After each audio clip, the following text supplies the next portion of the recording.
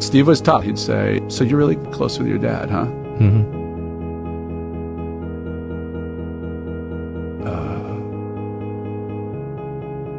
60 seconds. Mm-hmm. Nothing. Gotta hold the gaze. Don't say anything. People get so uncomfortable. Granted, it's Steve Jobs, but also in life, that's what happens. People just get uncomfortable. So it was his litmus test to determine if you were a bozo or not. Okay. You're either a hero or a bozo.